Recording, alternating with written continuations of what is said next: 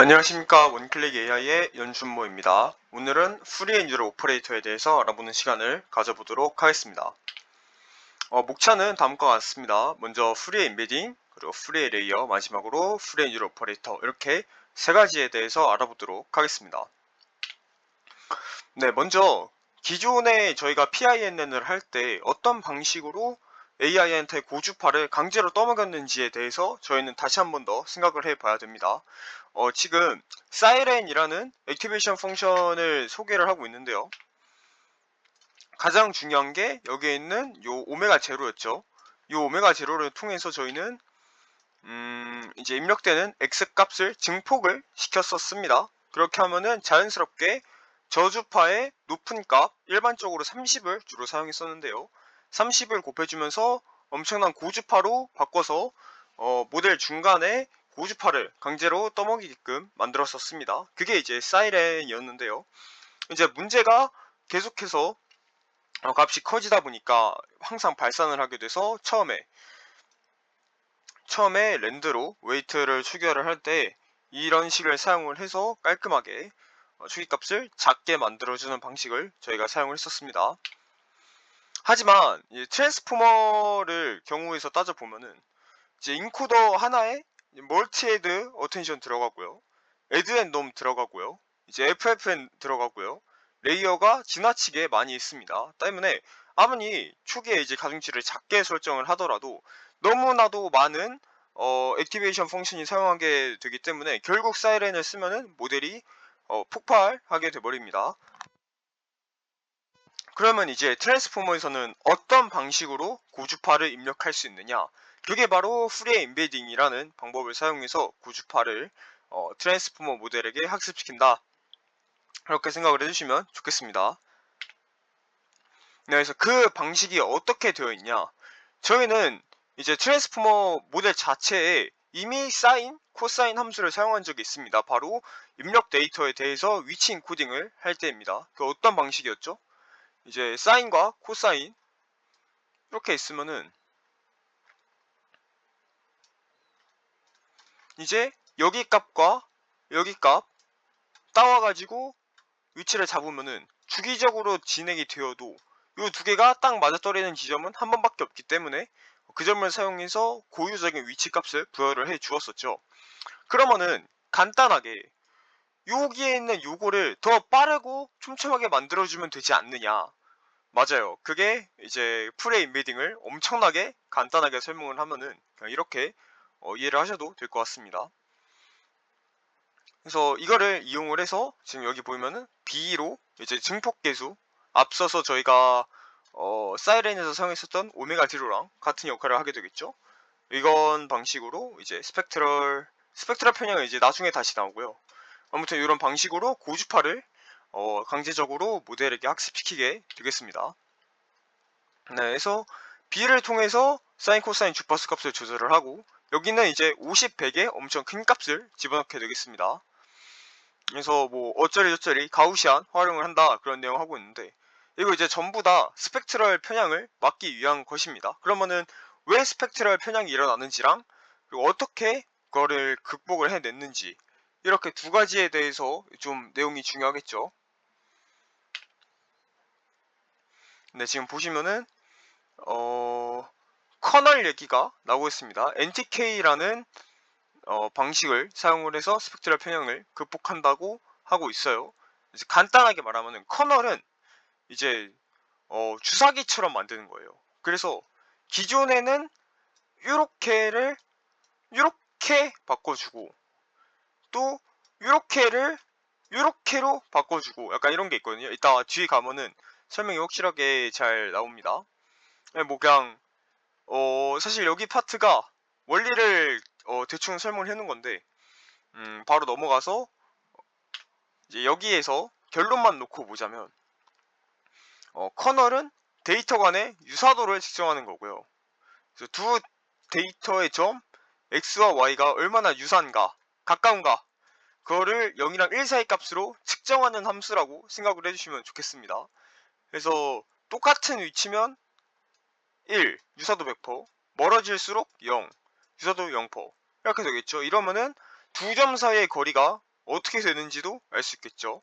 그래서 이 유사도로 점 x에서 발생한 오차를 수정할 때 주변에 있는 점 y의 예측값도 함께 끌어당겨서 사용하고, 그죠? 영향력의 반경을 이제 알 수 있게끔 된다. 이렇게 생각을 해주시면 좋겠습니다. 이제 매핑 행렬이잖아요, b가. 그 이제 주파수 값을 조절하는 역할을 하게 되는데, 이제 앞서 봤었던 요식 얘기하는 거예요. 이제 가우시암 정규 분포에서 이제 무작위로 추출을 한단 말이죠, 요 b 값 자체를. 그러면은 이제 활성화 함수 값을 크게 설정할수록 이제 b 행렬이 50, 100 이런 식으로 더 크게 들어가게 돼서 이제 입력좌표 V가 매우 빠르게 진동하는 고주파 파형으로 매핑이 된다는 그런 내용입니다. 네, 계속 진행을 해보면 넘어가서 이제 가우시안 커널 한번 봐보면 좋을 것 같은데, 이제 이거를 결국 NTK 입장에서 바라보게 되면은 매핑을 제공하면 이제 NTK는 이동 불변성을 가진 커널로 이제 성질이 바뀌게 되겠습니다. 이게 이제 무슨 말이냐면 이제 에타 값을 키우면 커널 대역폭이 좁아지면서 이제 아까 글을 들었던 것처럼 이렇게 된다는 거고요. 마치 바늘처럼 뾰족해지게 되겠죠. 네, 그리고 풀이의 변환 성질에 의해서 공간에서 좁은 펄스는 이제 주파수 도메인에서는 넓은 대역폭을 가지게 됩니다. 그건 이제 풀이의 변환이 원래 그렇게 나와요. 그래서 결과적으로 이제 신경망의 공진 주파수가 대역 전체가 고주파로 이동하게 되는 겁니다. 그런 느낌의 식이라고 생각을 해주시면 좋겠습니다. 넘어가서 일단은 계속 커널 거리고 있는데, 이제 커널이 뭐냐, 두 데이터의 점 x, y가 얼마나 유사한지 제가 아까 앞서서도 짧게 설명을 해드렸지만 조금 더 제대로 짚고 가면 0이랑 1 사이로 측정하는 거예요. 얼마나 유사한지를요. 여기 지금 저희 데이터 같은 경우에는 입력 좌표가 되니까 거리를 나타나게 되겠죠. 그걸 이제 가우시안 커널에서 대역폭을 이제 의미하는 L 파라미터가 커지면은 멀리 떨어져 있어도 이제 유사하다고 판단해서 저주파만 학습하게 됩니다.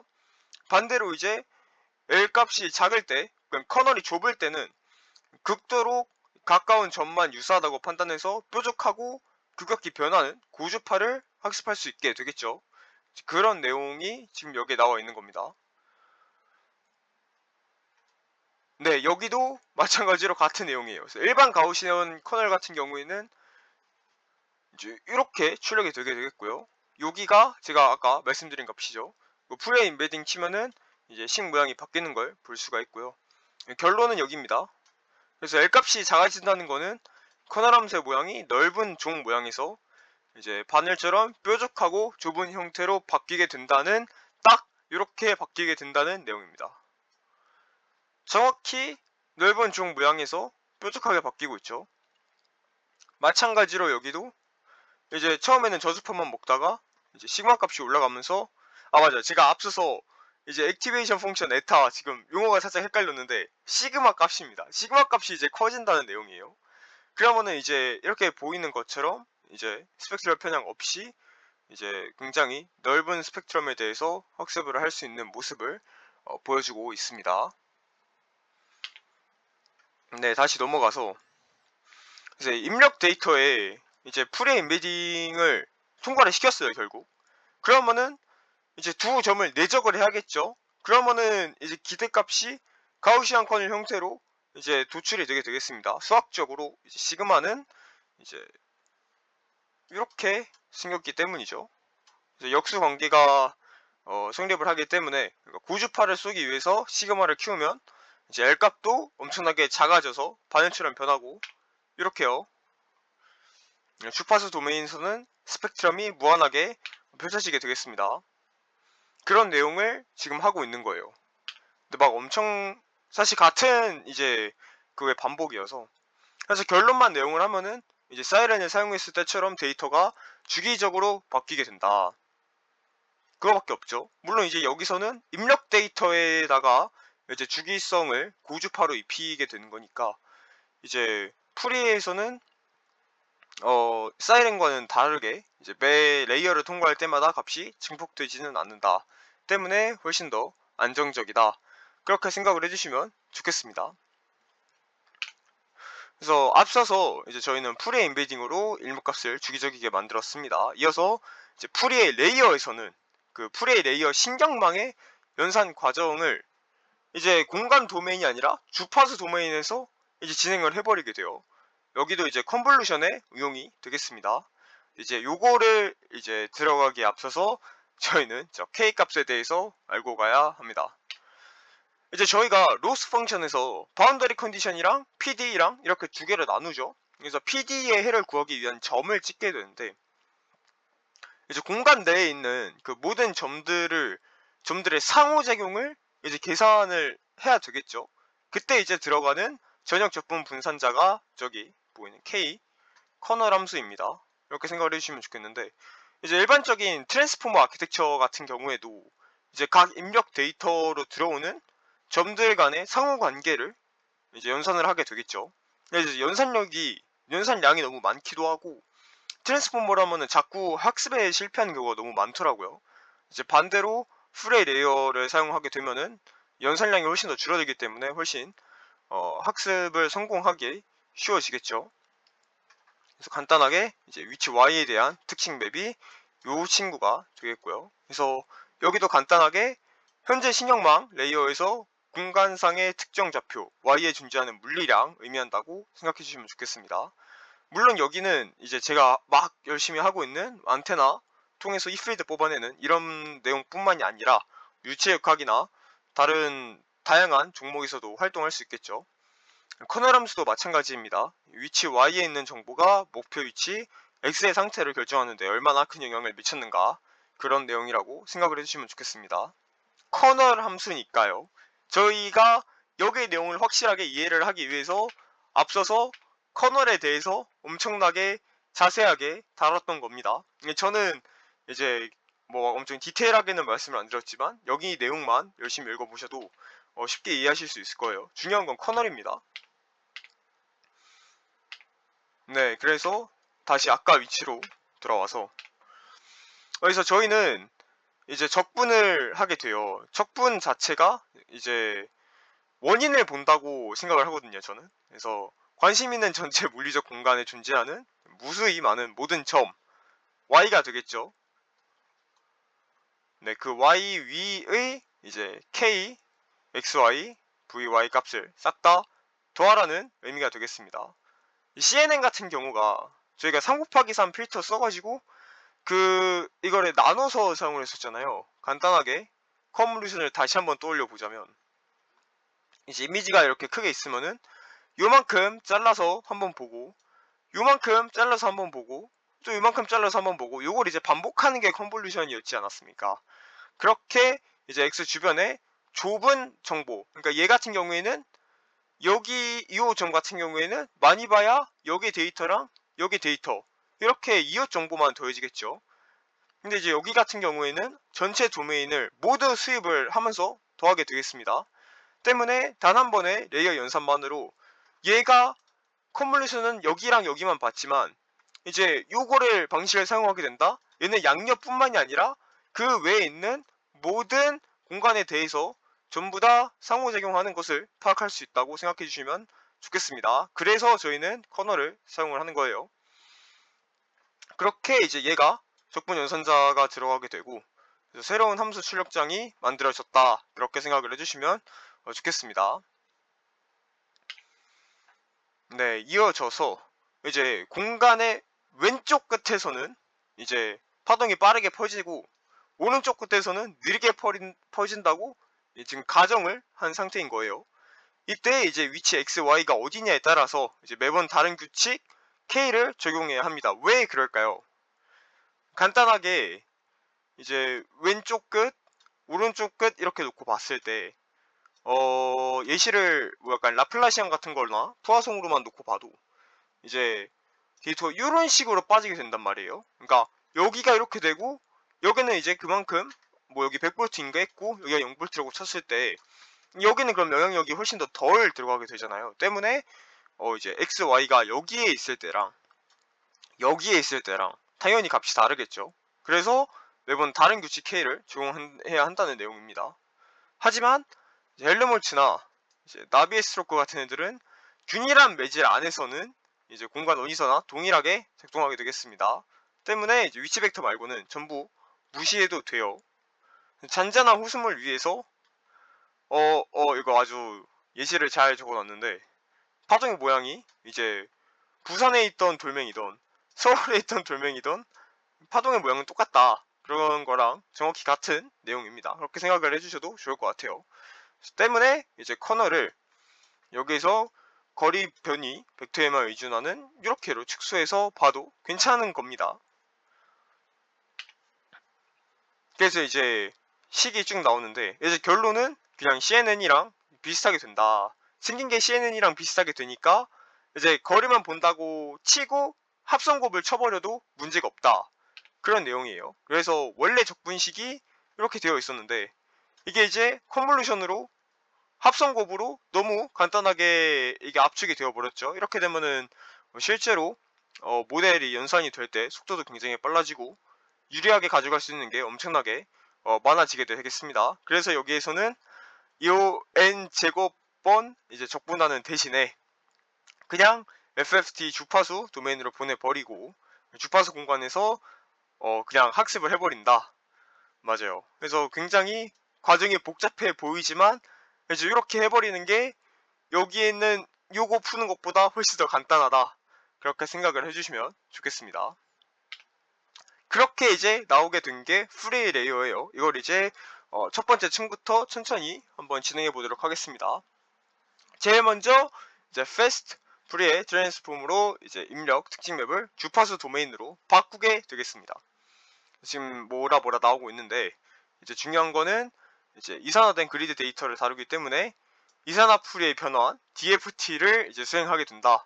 알고리즘적으로는 FFT를 사용한다. 이렇게 두 가지 특징만 기억을 해주시면 좋을 것 같고요. 그래서 N 같은 경우에는 이제 1차원의 그리드 크기, 그리고 공간좌표 XJ에서의 값 VJ, 이렇게 생각을 해주시면 좋겠습니다. 그게 끝이에요. 네, 해서 그냥 네, 그래서 그냥 특징 맵으로 주파수 도메인으로 변환하면 끝입니다. 변환해주는 함수고요. 이때 이제 K는 주파수 모드 이제 의미하게 되겠습니다. 이게 작을수록 파장이 긴 거시적 형태의 주파수가 되고요. 클수록 이제 굉장히 고주파를 나타나게 되겠죠. 그 다음에 이제 선형으로 변환을 해줘야 되겠습니다. 주파수 도메인에서 학습을 하려면 결국 가주시 텐서 R과 곱해줘야 되겠죠. 네, 그래서 주파수를 절단하게 되겠습니다. 물리적 파동이나 유체 현상은 에너지의 대부분이 저주파, 중주파에 이제 집중이 되어 있어요. 따라서 전체 주파수, 그거를 모두 다 쓰는 게 아니라는 겁니다. 사용자가 지정한 하이퍼 파라미터인 최대 주파수 모드까지만 남기고 나머지 고주파들은 과감하게 다 잘라내는 그런 내용이 되겠습니다. 이어서 이제 복수수 가중치 행렬곱 하게 되겠습니다. 잘라낸 주파수 성분에 학습 가능한 이제 그냥 R 곱해준다, 이렇게 생각을 해주시면 끝입니다. 각 주파수 모두 K에 대해서 채널을 믹싱하는 행렬곱이 일어나게 되겠습니다. 여기로 아까 이거 안 하게 되는 거죠. 이거 이제 안 하게 되고 굉장히 연산 속도도 빠르게 챙겨갈 수 있고 그런 내용입니다. 여기에 있는 이 R 텐서가 이제 PDE의 지배 방정식을 주파수 공간에서 학습한 매개 변수, 이렇게 생각을 해주시면 좋겠고요. 해상도도 이제 독립적이기 때문에 되게 낮은 해상도에서 학습을 시켜도 나중에 출력은 고해상도로 바꿔서 할 수 있게 되겠습니다. 이어서 이제 다시 주파수 도메인에서 공간 도메인으로 반환을 해버리면 끝입니다. 그럼 이제 물리적 공간에는 항상 실수여야 하니까 이제 변환한 결과에 실수분만 취하고 나머지는 다 날려주게 되는 거예요.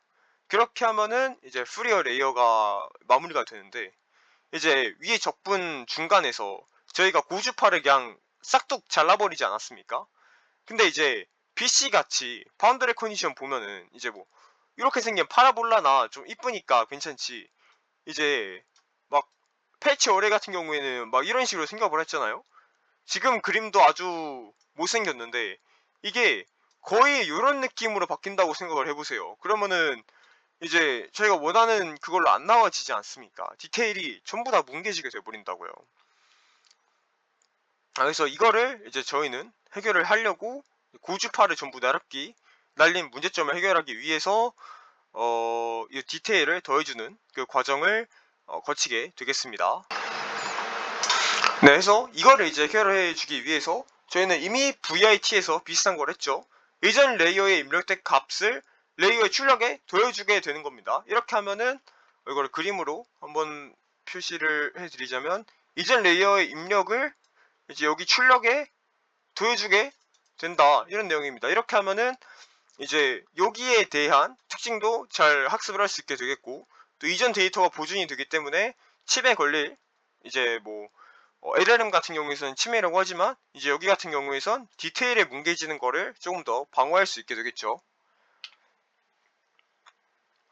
그래서 마지막으로 다시 공간 쪽으로, 공간 도메인으로 복원을 하고 실제 물리 값으로 실수 부분 취하게 됩니다. 또 이제 프리 레이어를 통과하게 되면 이제 이렇게 나옵니다. 이렇게 나와서 이제 주파수 도메인에서 학습 가능한 가중치 텐서 R과 곱해지게 되겠고요. 그 외에 이것저것 붙게 되겠죠. 여기에서는 이제 활성화 함수로 갤로 사용하게 되겠습니다. 네, 그래서 이렇게 했을 때 이제 이렇게까지 본 게 이제 프레이 레이어가 되겠죠. 그럼 이제 프레이 뉴럴 오퍼레이터는 뭐냐? 이제 이렇게 이 프레이 레이어를 여러 번 쌓아 올린 모델이 바로 FNO 되겠습니다. 이제 특정 조건에 해야 하나만 썼던 게 PINN인데, 이제 프레이 뉴럴 오퍼레이터 같은 경우에는 공간 법칙만 학습을 하게 되겠죠. 때문에 이제 저해상도에서 학습시킨 모델을 추가적인 수렴 학습 없이도 고해상도로 그대로 투영할 수 있는 겁니다. 네, 이제 이어서 프리 앤 유로 오퍼레이터 이제 그 내용이죠. 이제 입력은 간 좌표 x, y 또는 여기에 방사 패턴도 추가가 되게 되겠습니다. 그걸 추가하면은 이제 굉장히 맞아요. 바운더리 컨디션이랑 이제 그 바운더리 컨디션에게 맞는 방사 패턴이랑 그런 거를 온갖 안테나대로 다 준비를 해서 학습을 시키면은 굉장히 정확도가 올라가요. 사실 그거를 하지 않았을 때에는 정확도가 좀 많이 떨어지는 문제점이 있습니다. 그리고 이제 프레이 임베딩, 이제 입력 데이터에 대해서 프레이 임베딩 실행하게 되겠고요. 이어서 이제 얕은 MLP로 입력 차원, 고차원 64 곱하기 256까지 올린다, 그런 내용입니다. 이어서 프레이 레이어 수행을 하게 되겠고요. 또 이제 마찬가지로 MLP 사용해서 차원 다시 낮춰주는 이제 과정을 거치게 되겠고, 이제 출력 나오게 되는 걸로 이제 프레이 뉴럴 오퍼레이터가 마무리가 됩니다. 이제 아주 복잡한 내용이었지만 이제 이것저것 많이 직접 사용을 해본 결과 이제 PINN을 사용을 할 때 트랜스포머를 기반으로 하는 것보다는 그거는 수렴이 너무 안 되더라고요. 그것보다는 그냥 프레이 뉴럴 오퍼레이터로 가는 게 더 난데, 지금 여기에서 보여주고 있는 내용으로는 이론상 그냥 프레이 뉴럴 오퍼레이터 모델 엄청나게 크고 깔끔하게 만들어 놓으면은 이제 레기온이 만들어진다. 그러니까 이제 거기 안에 간단하게 바운더리 컨디션을 넣어주면은 입력으로, 그러면은 출력이 완벽한 이 값이 깔끔하게 출력이 돼야 하는 내용인 것처럼 보이게 되는데, 실제로 이거를 써보면은 그렇게까지는 안 되고요. 이제 바운더리 컨디션을 입력으로 넣어주고 출력 쪽에 헬름홀츠 이퀘이션 집어넣게 되어서 이제 마지막으로 만들어지는 이 값을 출력하게 만든 다음에 거기에다가 그린 펑션 같은 거 씌워서 파필드 반환하는, 그렇게까지가 사용을 해야지 그래도 프리 뉴럴 오퍼레이터를 조금 사용할 수 있다. 그래서 이론상으로는 어떤 형상이 들어와도 전부 다 대응이 되어야 하지만 아쉽게도 저는 아직 거기까지는 도달하지 못한 것 같습니다. 그래서 오늘은 프리 뉴럴 오퍼레이터 여기까지 하고 마치도록 하겠습니다. 감사합니다.